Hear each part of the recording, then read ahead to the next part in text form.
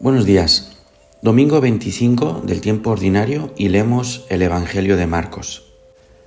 Jesús y sus discípulos atravesaron Galilea. No quería que nadie se enterase porque iba instruyendo a sus discípulos. Les decía: el Hijo del Hombre va a ser entregado en manos de los hombres y lo matarán, y después de muerto, a los 3 días, resucitará. Pero no entendían lo que decía y les daba miedo preguntarle. Llegaron a Cafarnaún y una vez en casa les preguntó: ¿de qué discutíais por el camino? Ellos callaban, pues por el camino habían discutido quién era el más importante. Jesús se sentó, llamó a los 12 y les dijo: quien quiera ser el primero, que sea el último de todos y el servidor de todos. Y tomando un niño, lo puso en medio de ellos, lo abrazó y les dijo: el que acoge a un niño como este en mi nombre, me acoge a mí, y el que me acoge a mí, no me acoge a mí, sino al que me ha enviado. La frustración es una emoción desagradable que se produce cuando las expectativas de una persona no se ven satisfechas al no poder conseguir lo que ha pretendido. Sientes que hagas lo que hagas, no obtienes el resultado deseado. Frustración viene del latín y significa dejar sin efecto o malograr un intento.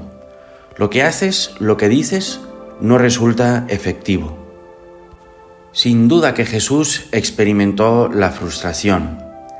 Ya no sabía qué más decir para que sus apóstoles entendieran que Él iba a padecer, que iba a morir, que ya le quedaban pocos días para seguir con vida entre ellos. Por eso, en este Evangelio leemos que Jesús no quería que nadie se enterase de que andaba por Galilea, dado que quería pasar tiempo a solas con sus apóstoles para dejarles la idea clara, pero ni por esas. Es más, ante el discurso de Jesús de que Él va a entregar su propia vida por la salvación del mundo, el Maestro se choca con la pusilanimidad de los apóstoles, que solo piensan en quién de ellos es el más importante, peleándose para ver quién sería el primero, quién ocuparía los primeros puestos.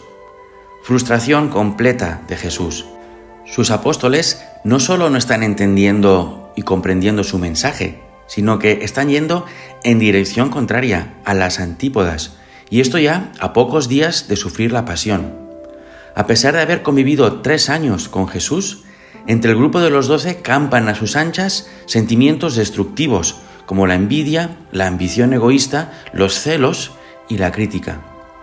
Santo Tomás de Aquino nos enseña que la envidia es la tristeza que experimentamos en nuestro interior cuando constatamos el triunfo de otro, en cuanto a que disminuye nuestra propia gloria.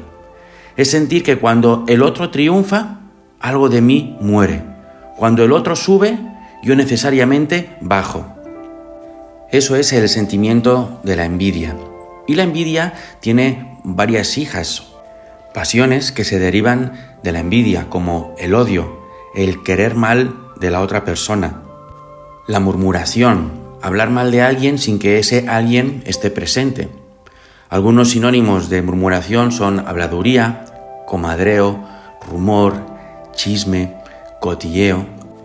Otra hija es la difamación, que es difundir información que resulta contraria o que va en contra de la buena fama del otro. La calumnia, acusar falsamente a otra persona.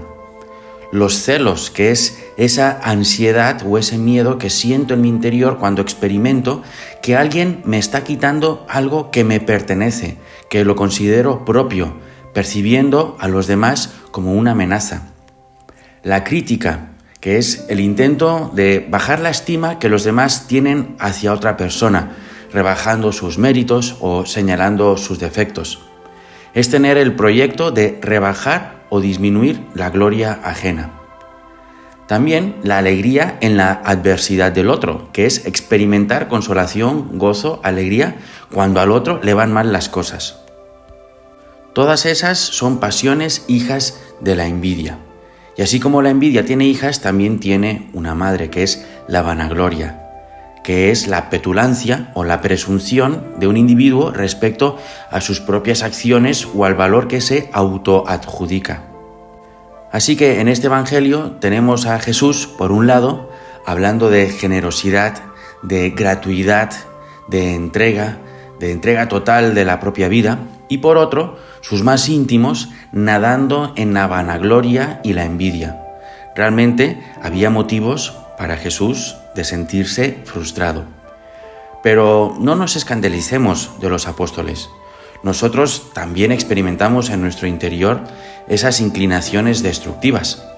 Sentimos que hay un desorden dentro de nosotros. Y aquí, quien esté libre de pecado, que tire la primera piedra. Incluso sin darnos cuenta, buscamos continuamente ser reconocidos, confirmados y gratificados.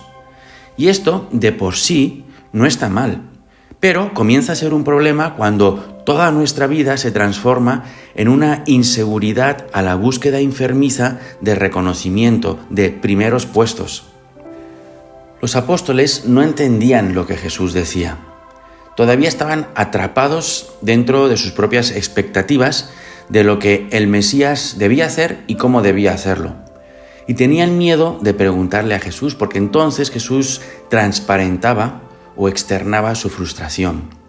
Los discípulos muestran las mismas suposiciones orgullosas que los fariseos, ocupar los primeros puestos, a quienes Jesús les cuenta una historia sobre un invitado en un banquete de bodas que se enfrenta a la elección de tomar un asiento honorable, acorde a su posición, o sentarse en un lugar más humilde. En este caso, los apóstoles eran igual que los fariseos. Podríamos nosotros, en el siglo XXI, culpar a los apóstoles de esa malsana ambición, pero lo estaríamos haciendo a toro pasado.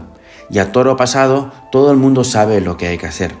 Seguramente si nosotros hubiéramos estado en la situación de los apóstoles, habríamos reaccionado igual, dado que era incomprensible pensar que Jesús iba a ser entregado para que lo mataran, después de haberlo visto hacer tantos milagros.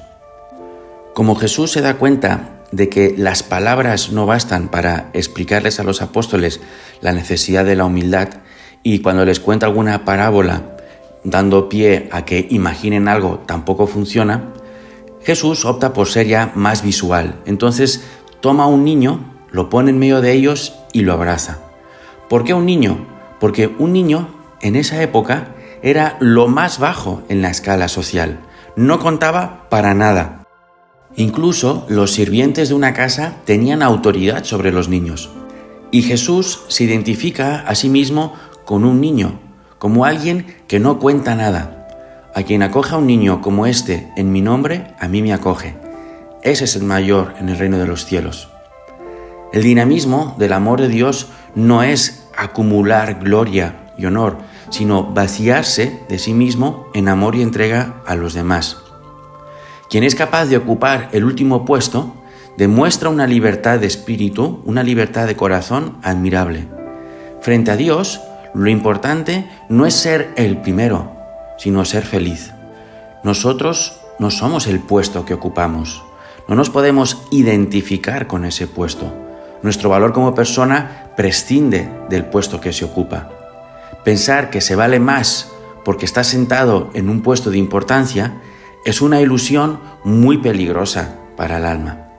Debemos comprender que nuestro valor como seres humanos es absoluto. Y absoluto en filosofía significa independiente de cualquier circunstancia.